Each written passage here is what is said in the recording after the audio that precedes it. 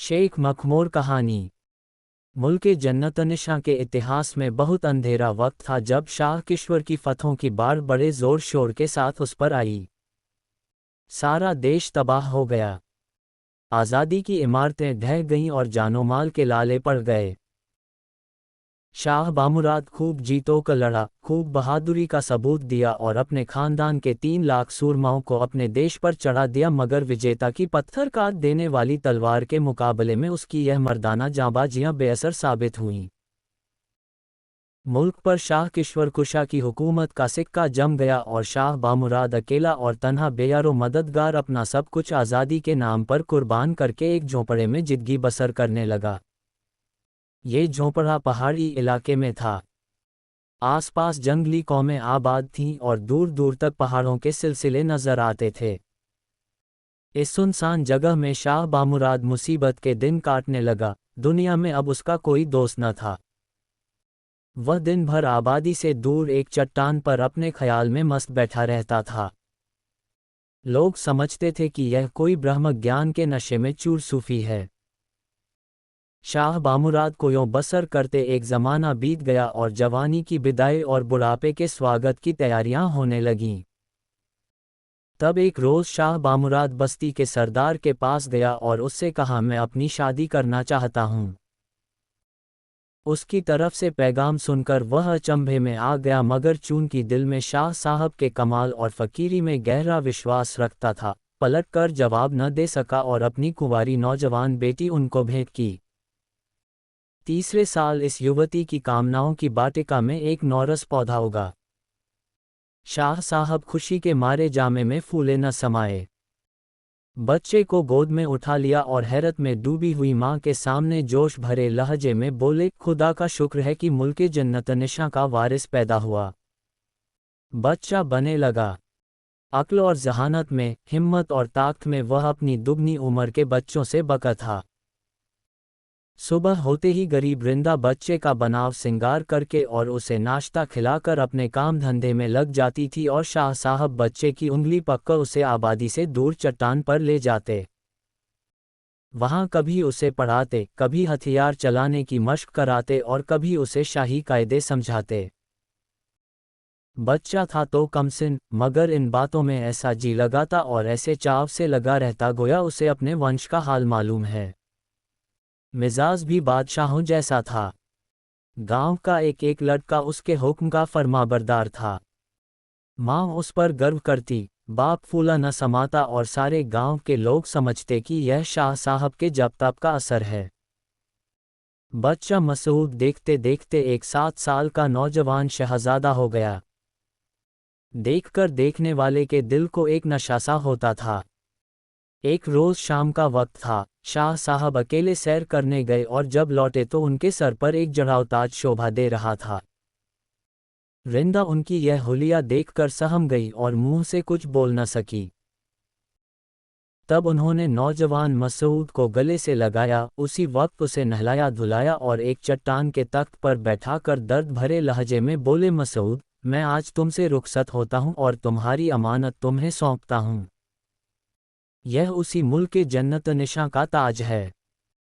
कोई वह ज़माना था कि यह ताज तुम्हारे बदनसीब बाप के सर पर ज़ेब देता था, अब वह तुम्हें मुबारक हो।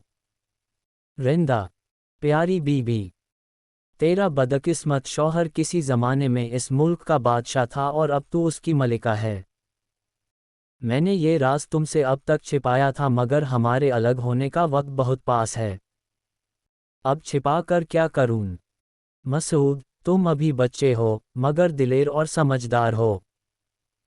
मुझे यकीन है कि तुम अपने बूढ़े बाप की आखिरी वसीयत पर ध्यान दोगे और उस पर अमल करने की कोशिश करोगे। यह मुल्क तुम्हारा है, ये ताज तुम्हारा है और यह रियाया तुम्हारी है। तुम इन्हें अपने कब्जे में लाने की मरते दम तक कोशिश करते रहना और अगर तुम्हारी तमाम कोशिशें नाकाम हो जाएं और तुम्हें भी यही बेसरो सामानी की मौत नसीब हो तो यही वसीयत तुम अपने बेटे से कर देना और ताज जो उसकी अमानत होगी उसके सुपुर्द करना। मुझे तुमसे और कुछ नहीं कहना है। खुदा तुम दोनों को खुशो-खुर्रम रखे और तुम्हें मुराद को पहुँचाए। ये कहते कहते शाह साहब की आंखें बंद हो गईं। रिंदा दौड़कर उनके पैरों से लिपट गई और मसूद रोने लगा। दूसरे दिन सुबह को गांव के लोग जमा हुए और एक पहाड़ी गुफा की गोद में लाश रख दी। 2. शाह किश्वर कुशा ने आधी शादी तक खूब इंसाफ के साथ राज किया, मगर किश्वर कुशा दोयम ने सिंहासन पर आते ही अपने अक्लमंद बाप के मंत्रियों को एक सिरे से बर्खास्त कर दिया और अपनी मर्जी के मुआफिक नए नए वजीर और सलाहकार नियुक्त किए। सल्तनत का काम रोज़ ब रोज़ बिगड़ने लगा।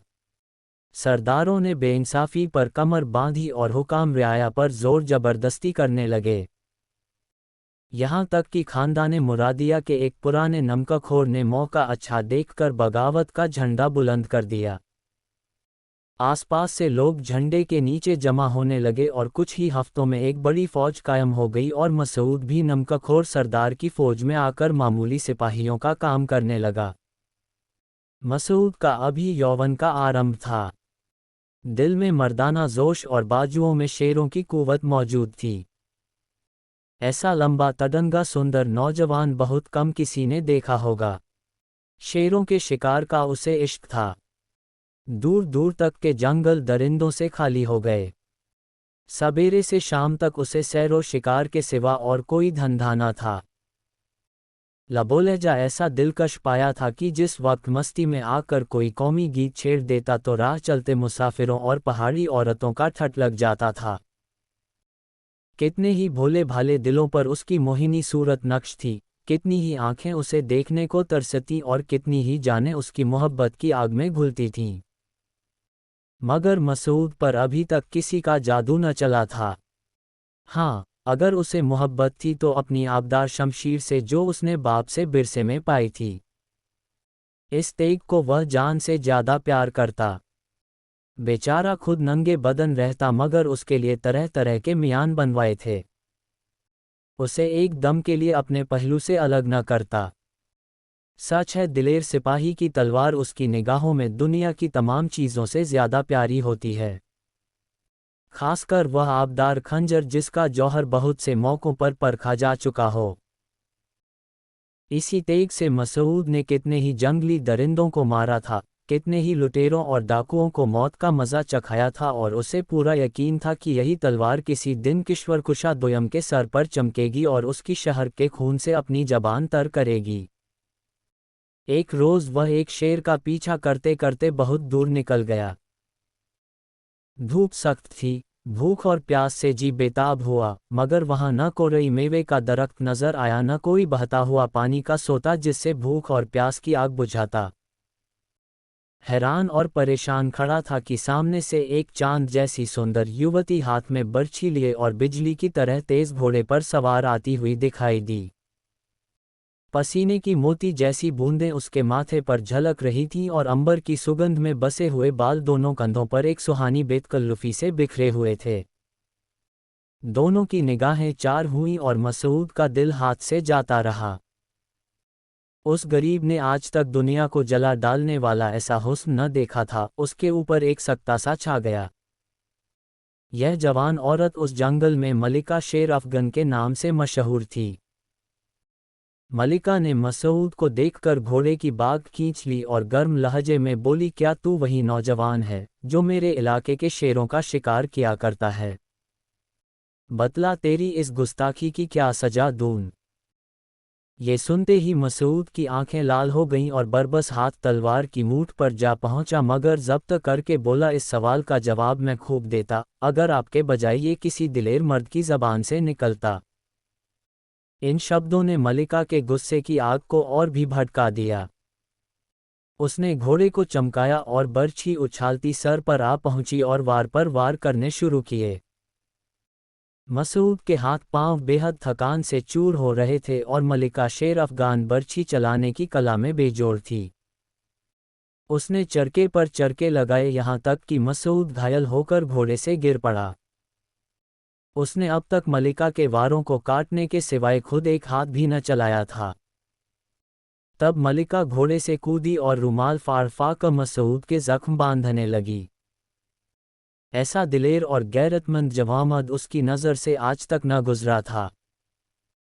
वह उसे बहुत आराम से उठवाकर अपने खेमे में लाए और पूरे 2 हफ्ते तक उसकी परिचर्या में लगी रही, यहाँ तक कि घाव भर गया और मसूद का चेहरा फिर पूरनमासी के चांद की तरह चमकने लगा। मगर हसरत ये थी कि अब मलिका ने उसके पास आना जाना छोड़ दिया। एक रोज़ मलिका शेर अफगन ने मसूद को दरबार में बुलाया और यह बोली, ए घमंडी नौजवान, खुदा का शुक्र है कि तू मेरी बर्छी की चोट से अच्छा हो गया। अब मेरे इलाके से जा, तेरी गुस्ताखी माफ़ करती हूँ, मगर आइंदा मेरे इलाके में शिकार के लिए आने की हिम्मत न करना। फिलहाल ताकीद के तौर पर तेरी तलवार छीन ली जाएगी ताकि तू घमंड के नशे से चूर होकर फिर इधर कदम बढ़ाने की हिम्मत न करे। मसूद ने नंगी तलवार मियान से खींच ली और कटकका बोला, जब तक मेरे दम में दम है कोई ये तलवार मुझसे नहीं ले सकता। ये सुनते ही एक देव जैसा लंबा तडंगा हैकल पहलवान ललकार कर बढ़ा और मसूद की कलाई पर तेगे का तुला हुआ हाथ चलाया। मसूद ने वार खाली दिया और संभल कर तेगे का वार किया तो पहलवान की गर्दन की पट्टी तक बाकी न रही। ये कैफियत देखते ही मलिका की आंखों से चिनगारियां उड़ने लगीं। भयानक गुस्से के स्वर में बोली, खबरदार, ये शख्स यहाँ से जिदा न जाने पावे। चारों तरफ से आजमाए हुए मजबूत सिपाही पिल पड़े और मसूद पर तलवारों और बर्छियों की बौछार पड़ने लगी। मसूद का जिस्म जख्मों से छलनी हो गया। खून के फव्वारे जारी थे और खून की प्यासी तलवारें ज़बान खोल बार बार उसकी तरफ लपकती थीं और उसका खून चाटकर अपनी प्यास बुझा लेती थीं। कितनी ही तलवारें उसकी ढाल से टकरा कर टूट गईं, कितने ही बहादुर सिपाही जख्मी होकर तड़पने लगे और कितने ही उस दुनिया को सिधारे। मगर मसूद के हाथ में वह आबदार शमशीर ज्यों की त्यों बिजली की तरह कौंधती और सुथराव करती रही, यहाँ तक कि इस फन के कमाल को समझने वाली मलिका ने खुद उसकी तारीफ का नारा बुलंद किया और उसके तेगे को चूमकर बोली, मसूद, तू बहादुरी के समुंदर का मगर है। शेरों के शिकार में वक्त बर्बाद मत कर। दुनिया में शिकार के अलावा और भी ऐसे मौके हैं जहां तू अपने आबदार तेग का जौहर दिखा सकता है। जा और मुल्को कौम की खिदमत कर। सैरो शिकार हम जैसी औरतों के लिए छोड़ दे। मसूद के दिल ने गुदगुदाया, प्यार की बानी ज़बान तक आई मगर बाहर निकल न सकी और उसी वक्त वह अपने दिल में किसी की पलकों की टीस लिए हुए 3 हफ्तों के बाद अपनी बेकरार माँ के कदमों पर जा गिरा।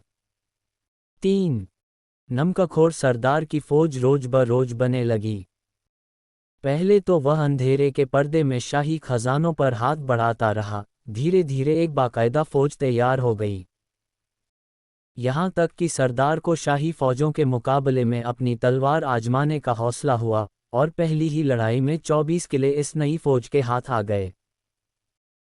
शाही फौज ने लड़ने में जरा भी कसर न की मगर वह ताकत, वह जोश, वह जज्बा जो सरदार नमकखोर और उसके दोस्तों के दिलों को हिम्मत के मैदान में आगे बढ़ाता रहता था, किश्वरकुशा दोयम के सिपाहियों में गायब था।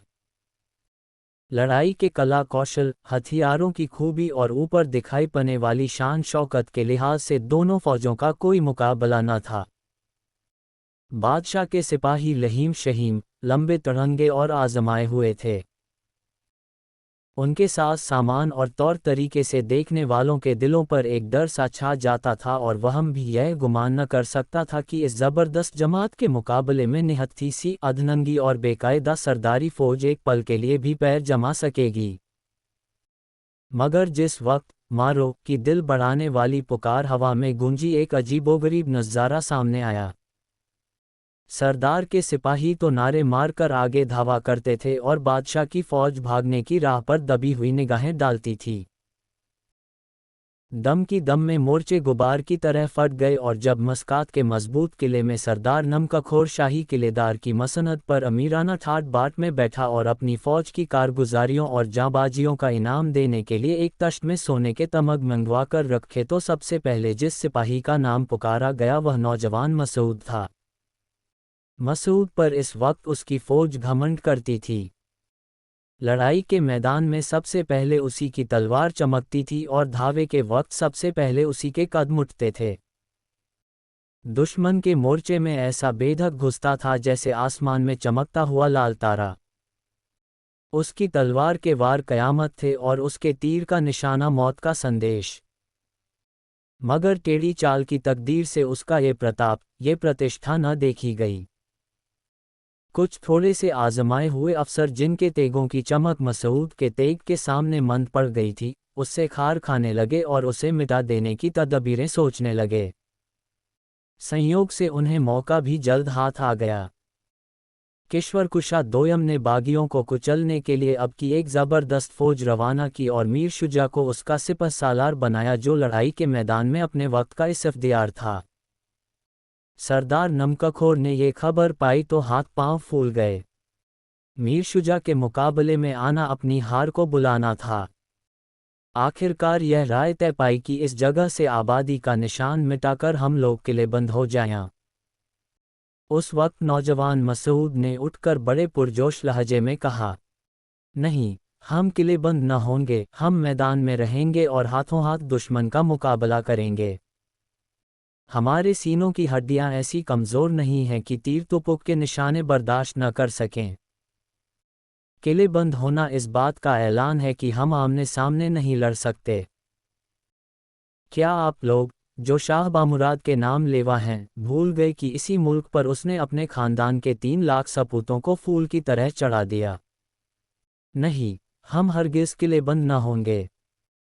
हम दुश्मन के मुकाबले में ताल ठोंक कर आएंगे और अगर खुदा इंसाफ करने वाला है तो ज़रूर हमारी तलवारें दुश्मनों से गले मिलेंगी और हमारी बर्छियां उनके पहलू में जगह पाएंगी। सैकड़ों निगाहें मसूद के पुरजोश चेहरे की तरफ उठ गईं। सरदारों की त्योरियों पर बल पड़ गए और सिपाहियों के सीने जोश से धकने लगे। सरदार नमकखोर ने उसे गले से लगा लिया और बोले, मसूद, तेरी हिम्मत और हौसले की दाद देता हूँ। तू हमारी फौज की शान है। तेरी सलाह मर्दाना सलाह है। बेशक हम किलेबंद न होंगे। हम दुश्मन के मुकाबले में ताल ठोंक कर आएंगे और अपने प्यारे जन्नत निशां के लिए अपना खून पानी की तरह बहाएंगे। तू हमारे लिए आगे आगे चलने वाली मशाल है और हम सब आज इसी रोशनी में कदम आगे बढ़ाएंगे। मसूद ने चुने हुए सिपाहियों का एक दस्ता तैयार किया और कुछ इस दमखम और कुछ इस जोशो खरोश से मीर शुजा पर टूटा कि उसकी सारी फौज में खलबली पड़ गई। सरदार नमकखोर ने जब देखा कि शाही फौज के कदम डगमगा रहे हैं, तो अपनी पूरी ताकत से बादल और बिजली की तरह लपका और तेगों से तेगे और बर्छियों से बर्छियां खड़कने लगीं। 3 घंटे बला का शोर मचा रहा, यहाँ तक कि शाही फौज के कदम उखड़ गए और वह सिपाही जिसकी तलवार मीर शुजा से गले मिली मसूद था। तब सरदारी फौज और अफसर सब के सब लूट के माल पर टूटे और मसूद जख्मों से चूर और खून में रंगा हुआ अपने कुछ जान पर खेलने वाले दोस्तों के साथ मस्कात के किले की तरफ लौटा। मगर जब होश ने आंखें खोलीं और हवास ठिकाने हुए तो क्या देखता है कि मैं एक सजे हुए कमरे में मखमली गद्दे पर लेटा हुआ हूँ। फूलों की सुहानी महक और लंबी छरहरी सुंदरियों के जमघट से कमरा चमन बना हुआ था। ताज्जुब से इधर उधर ताकने लगा कि इतने में एक अप्सरा जैसी सुंदर युवती तश्त में फूलों का हार लिए धीरे धीरे आती हुई दिखाई दी कि जैसे बाहर फूलों की डाली पेश करने आ रही है। उसे देखते ही उन लंबी छरहरी सुंदरियों ने आंखें बिछाईं और उसकी हिनाई हथेली को चूमा। मसूद देखते ही पहचान गया, यह मलिका शेर अफगन थी। मलिका ने फूलों का हार मसूद के गले में डाला। हीरे जवाहरात उस पर चढ़ाए और सोने के तारों से टकी हुई मसनद पर बड़ी आन बान से बैठ गई। साजिदों ने बीन ले लेकर विजयी अतिथि के स्वागत में सुहाने राग अलापने शुरू किए। यहाँ तो नाच गाने की महफिल थी, उधर आपसी डाह ने नए नए शिगुफे खिलाए। सरदार से शिकायत की कि मसूद ज़रूर दुश्मन से जा मिला है और आज जानबूझकर फौज का एक दस्ता लेकर लड़ने को गया था ताकि उसे खाक और खून में सुलाकर सरदारी फौज को बेचिराग कर दे।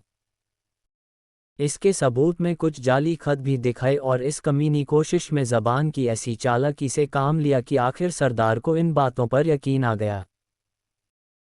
पौ फटे जब मसूद मलिका शेर अफगन के दरबार से विजय का हार गले में डाले सरदार को बधाई देने गया तो बजाय इसके कि कद्रदानी का सिरोपाव और बहादुरी का तमगा पाए, उसकी खरी खोटी बातों के तीर का निशाना बनाया गया और उसे हुक्म मिला कि तलवार कमर से खोलकर रख दे। मसूद स्तंभित रह गया। ये तेगा मैंने अपने बाप से विरसे में पाया है, और यह मेरे पिछले बड़प्पन की आखिरी यादगार है। यह मेरी बाहों की ताकत और मेरा सहयोगी और मददगार है। इसके साथ कैसी कैसी स्मृतियां जुड़ी हैं, क्या मैं जीते जी इसे अपने पहलू से अलग कर दूं? अगर मुझ पर कोई आदमी लड़ाई के मैदान से कदम हटाने का इल्ज़ाम लगा सकता, अगर कोई शख्स इस तेगे का इस्तेमाल मेरे मुकाबले में ज़्यादा कारगुजारी के साथ कर सकता, अगर मेरी बाहों में तेगा पकड़ने की ताकत न होती तो खुदा की कसम, मैं खुद ही तेगा कमर से खोलकर रख देता। मगर खुदा का शुक्र है कि मैं इन इल्ज़ामों से बरी हूँ। फिर क्यों मैं इसे हाथ से जाने दूँ? क्या इसलिए कि मेरी बुराई चाहने वाले कुछ थोड़े से दाहियों ने सरदार नमकखा का मन मेरी तरफ से फेर दिया है? ऐसा नहीं हो सकता। मगर फिर उसे ख्याल आया, मेरी सरकशी पर सरदार और भी गुस्सा हो जाएंगे और यकीनन मुझसे तलवार शमशीर के जोर से छीन ली जाएगी। ऐसी हालत में मेरे ऊपर जान छिकने वाले सिपाही कब अपने को काबू में रख सकेंगे? जरूर आपस में खून की नदियां बहेंगी और भाई भाई का सिर कटेगा। खुदा न करे कि मेरे सबब से ये दर्दनाक मार काट हो। ये सोचकर उसने चुपके से शमशीर सरदार नमकखोर के बगल में रख दी और खुद सर नीचा किए जब्त की इंतहाई कुव्वत से गुस्से को दबाता हुआ खेमे से बाहर निकल आया। मसूद पर सारी फौज गर्व करती थी और उस पर जाने वारने के लिए हथेली में सर लिए रहती थी। जिस वक्त उसने तलवार खोली है, 2000 सूरमा सिपाही मियान पर हाथ रखे और शोले बरसाती हुई आंखों से ताकते कनौतियां बदल रहे थे। मसूद के एक जरा से इशारे की देर थी और दम के दम में लाशों के ढेर लग जाते। मगर मसूद बहादुरी ही में बेजोड़ न था, ज़ब्त और धीरज में उसका जवाब न था। उसने ये जिल्लत और बदनामी सब गवारा की, तलवार देना गवारा किया, बगावत का इल्ज़ाम लेना गवारा किया और अपने साथियों के सामने सर झुकाना गवारा किया, मगर यह गवारा न किया कि उसके कारण फौज में बगावत और हुक्म न मानने का ख्याल पैदा हो। और ऐसे नाजुक वक्त में जबकि कितने ही दिलेर जिन्होंने लड़ाई की आजमाइश में अपनी बहादुरी का सबूत दिया था, ज़ब्त हाथ से खो बैठते और गुस्से की हालत में एक दूसरे के गले काटते, मसूद खामोश रहा और उसके पैर नहीं डगमगाए। उसकी पेशानी पर जरा भी बल न आया, उसके तेवर जरा भी न बदले। उसने खून बरसाती हुई आंखों से दोस्तों को अलविदा कहा और हसरत भरा दिल लिए उठा और एक गुफा में छिप बैठा, और जब सूरज डूबने पर वहां से उठा तो उसके दिल ने फैसला कर लिया था कि यह बदनामी का दाग माथे से मिटाऊंगा और दाहियों को शर्मिंदगी के गड्ढे में गिराऊंगा। मसूद ने फ़कीरों का भेष अख्तियार किया, सर पर लोहे की टोपी के बजाय लंबी जटाएं बनाई, जिस्म पर जीर्ब खतर के बजाय गेरुए रंग का बाना सजा, हाथ में तलवार के बजाय फ़कीरों का प्याला लिया। जंग के नारे के बजाय फ़कीरों की सदा बुलंद की और अपना नाम शेख मखमूर रख दिया। मगर यह जोगी दूसरे जोगियों की तरह धूनी रमा कर न बैठा और न उस तरह का प्रचार शुरू किया। वह दुश्मन की फौज में जाता और सिपाहियों की बातें सुनता। कभी उनकी मोर्चेबंदियों पर निगाह दौड़ाता, कभी उनके दमदमों और किले की दीवारों का मुआयना करता। 3 बार सरदार नमकखोर दुश्मन के पंजे से ऐसे वक्त निकले जबकि उन्हें जान बचाने की कोई आस न रही थी। और यह सब शेख मखमूर की करामात थी। मिनकाद का किला जीतना कोई आसान बात न थी। 5000 बहादुर सिपाही उसकी हिफाजत के लिए कुर्बान होने को तैयार बैठे थे। 30 तोपें आग के गोले उगलने के लिए मुंह खोले हुए थीं और 2000 सधे हुए तीरंदाज हाथों में मौत का पैगाम लिए हुक्म का इंतजार कर रहे थे। मगर जिस वक्त सरदार नमकखोर अपने 2000 बहादुरों के साथ इस किले पर चढ़ा तो 5000 दुश्मन सिपाही काट के पुतले बन गए। तोपों के मुंह बंद हो गए और तीरंदाजों के तीर हवा में उड़ने लगे। और यह सब शेख मखमूर की करामात थी। शाह साहब वहीं मौजूद थे। सरदार दौड़कर उनके कदमों पर गिर पड़ा और उनके पैरों की धूल माथे पर लगाए। 4. किश्वरकुशा दोयम का दरबार सजा हुआ है। अंगूरी शराब का दौर चल रहा है और सरदार के बड़े बड़े अमीर और रईस अपने अपने दर्जे से हिसाब के अदब के साथ घुटना मोड़े बैठे हैं। यकायक भेदियों ने खबर दी कि मीर शुजा की हार हुई और जान से मारे गए। ये सुनकर किश्वरकुशा के चेहरे पर चिंता के लक्षण दिखाई पड़े। सरदारों को संबोधित करके बोला, आप लोगों में ऐसा दिलेर कौन है जो इस बदमाश सरदार का सर कलम करके हमारे सामने पेश करे। इसकी गुस्ताखियां अब हद से आगे बढ़ी जाती हैं। आप ही लोगों के बड़े बूढ़ों ने यह मुल्क तलवार के जोर से मुरादिया खानदान से छीना था। क्या आप उन्हीं पुरखों की औलाद नहीं हैं? ये सुनते ही सरदारों में एक सन्नाटा छा गया, सबके चेहरे पर हवाइयां उड़ने लगीं और किसी की हिम्मत न पड़ी कि बादशाह की दावत कबूल करे। आखिरकार शाह किश्वरकुशा के बुढ़े चचा खुद उठे और बोले, ऐ शाह जवां भक्त, मैं तेरी दावत कबूल करता हूँ, अगरचे मैं बुढ़ा हो गया हूँ और बाजुओं में तलवार पकड़ने की ताक बाकी नहीं रही, मगर मेरे खून में वही गर्मी और दिल में वही जोश है जिनकी बदौलत हमने मुल्क शाह बामुराद से लिया था। या तो मैं इस नापाक कुत्ते की हस्ती खाक में मिला दूंगा या इस कोशिश में अपनी जान निसार कर दूंगा ताकि अपनी आंखों से सल्तनत की बर्बादी न देखूं। ये कहकर अमीर पुरद्दबीर वहां से उठा और मुस्तैदी से जंगी तैयारियों में लग गया। उसे मालूम था कि यह आखिरी मुकाबिला है और अगर इसमें नाकाम रहे तो मर जाने के सिवाय और कोई चारा नहीं है। उधर सरदार नमकखोर धीरे धीरे राजधानी की तरफ बढ़ता आता था। यकायक उसे खबर मिली कि अमीर पुरद्दबीर 20,000 पैदल और सवारों के साथ मुकाबले के लिए आ रहा है। ये सुनते ही सरदार नमकखोर की हिम्मतें छूट गईं। अमीर पुरद्दबीर बुढ़ापे के बावजूद अपने वक्त का एक ही सिपहसालार था। उसका नाम सुनकर बड़े बड़े बहादुर कानों पर हाथ रख लेते थे।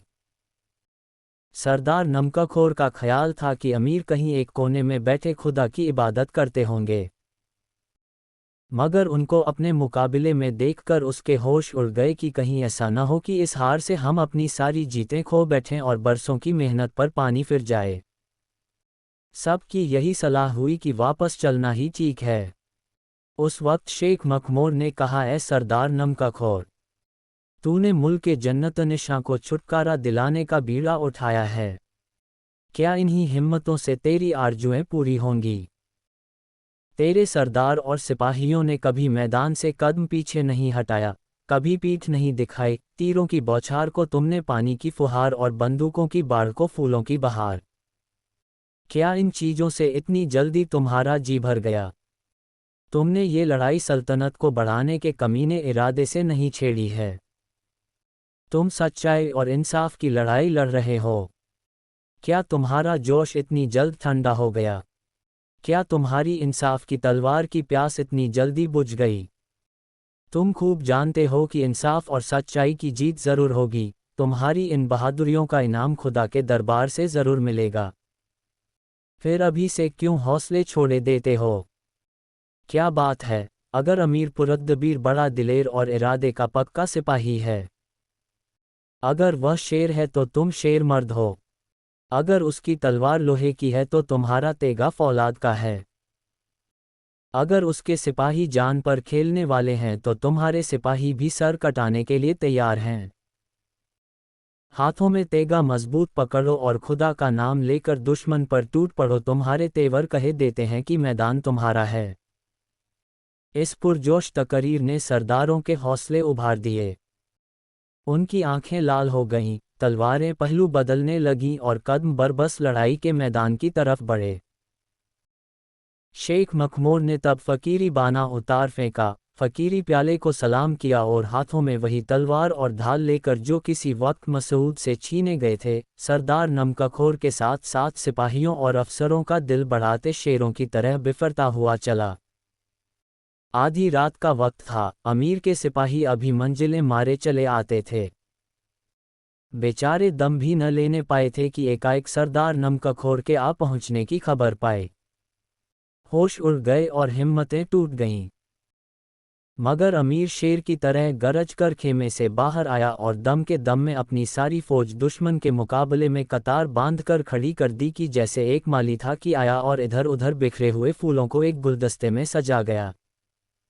दोनों फौजें काले काले पहाड़ों की तरह आमने सामने खड़ी हैं और तोपों का आग बरसाना ज्वालामुखी का दृश्य प्रस्तुत कर रहा था।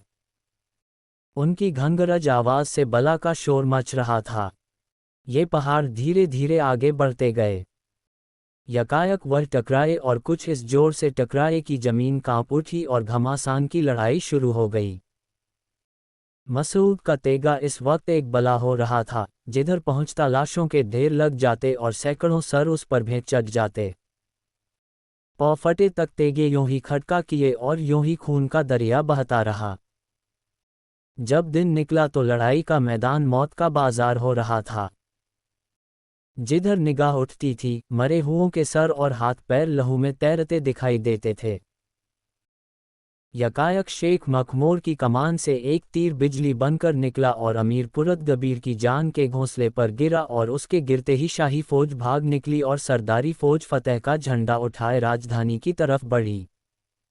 5 जब ये जीत की लहर जैसी फौज शहर की दीवार के अंदर दाखिल हुई तो शहर के मर्द और औरत, जो बड़ी मुद्दत से गुलामी की सख्तियां झेल रहे थे, उसकी अगवानी के लिए निकल पड़े। सारा शहर उमड़ आया। लोग सिपाहियों को गले लगाते थे और उन पर फूलों की बरखा करते थे कि जैसे बुलबुलें थीं जो बहेलिए के पंजे से रिहाई पाने पर बाग में फूलों को चूम रही थीं। लोग शेख मखमूर के पैरों की धूल माथे से लगाते थे और सरदार नमकखोर के पैरों पर खुशी के आंसू बहाते थे। अब मौका था कि मसूद अपना जोगिया भेष उतार फेंके और ताजो तख्त का दावा पेश करे। मगर जब उसने देखा कि मलिका शेर अफगन का नाम हर आदमी की ज़बान पर है तो खामोश हो रहा। वह खूब जानता था कि अगर मैं अपने दावे को साबित कर दूं तो मलिका का दावा खत्म हो जाएगा।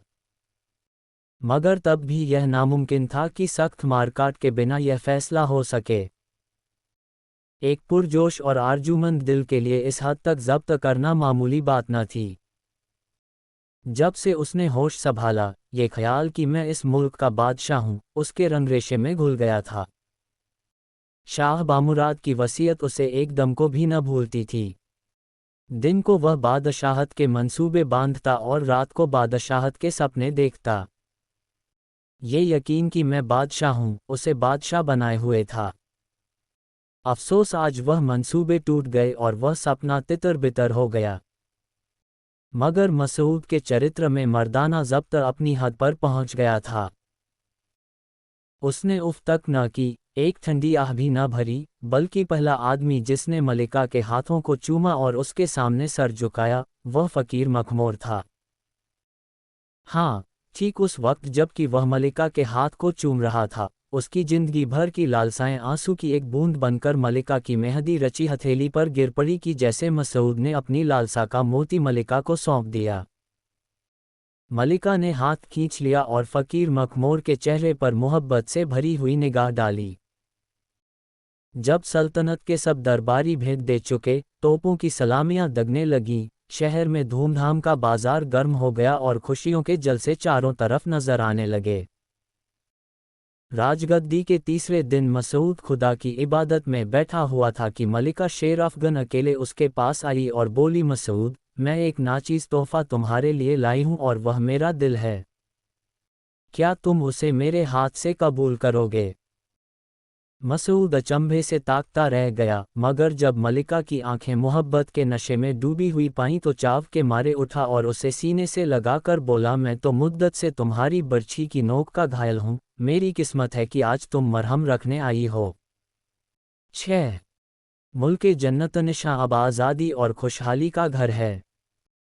मलिका शेर अफगन को अभी गद्दी पर बैठे साल भर से ज़्यादा नहीं गुजरा, मगर सल्तनत का काबार बहुत अच्छी तरह और बड़ी खूबी से चल रहा है और इस बड़े काम में उसका प्यारा शौहर मसूद, जो अभी तक फ़कीर मखमूर के नाम से मशहूर है, उसका सलाहकार और मददगार है। रात का वक्त था, शाही दरबार सजा हुआ था, बड़े बड़े वजीर अपने पद के अनुसार बैठे हुए थे और नौकर जर्ग बक वर्दियां पहने हाथ बांधे खड़े थे कि एक खिदमतगार ने आकर अर्ज की, दोनों जहान की मलिका, एक गरीब औरत बाहर खड़ी है और आपके कदमों का बोसा लेने की गुजारिश करती है। दरबारी चौंके और मलिका ने ताज्जुब भरे लहजे में कहा, अंदर हाजिर करो। खिदमतगार बाहर चला गया और जरा देर में एक बुढ़िया लाठी टेकती हुई आई और अपनी पिटारी से एक जड़ाव ताज निकाल कर बोली, तुम लोग इसे ले लो, अब यह मेरे किसी काम का नहीं रहा। मियाँ ने मरते वक्त इसे मसूद को देकर कहा था कि तुम इसके मालिक हो, मगर अपने जिगर के टुकड़े मसूद को कहाँ ढूंढूं। रोते रोते अंधी हो गई, सारी दुनिया की खाक छानी, मगर उसका कहीं पता न लगा। अब जिंदगी से तंग आ गई हूँ, जीकर क्या करूँगी। यह अमानत मेरे पास है, जिसका जी चाहे ले ले। दरबार में सन्नाटा छा गया। लोग हैरत के मारे मूरत से बन गए थे कि जैसे एक जादूगर था जो उंगली के इशारे से सबका दम बंद किए हुए था। यकायक मसूद अपनी जगह से उठा और रोता हुआ जाकर रिंदा के पैरों पर गिर पड़ा। रिंदा अपने जिगर के टुकड़े को देखते ही पहचान गई, उसे छाती से लगा लिया और वह जड़ाव ताज उसके सिर पर रख कर बोली, साहबों, यही मेरा प्यारा मसूद और शाह बामुराद का बेटा है। तुम लोग इसकी रियाया हो, ये ताज इसका है, यह मुल्क इसका है और सारी खिलकत इसकी है। आज से वह अपने मुल्क का बादशाह है, अपनी कौम का खादिम। दरबार में कयामत का शोर मचने लगा। दरबारी उठे और मसूद को हाथों हाथ ले जाकर तख्त पर मलिका शेर अफगन के बगल में बिठा दिया। भेंटें दी जाने लगीं, सलामियां दगने लगीं, नफीरियों ने खुशी का गीत गाया और बाजों ने जीत का शोर मचाया। मगर जब जोश की यहाँ खुशी जरा कम हुई और लोगों ने रिंदा को देखा तो वह मर गई थी। आरजुओं के पूरे होते ही जान निकल गई। गोया आरजुएं रूह बनकर उसके मिट्टी के तन को जिंदा रखे हुए थीं।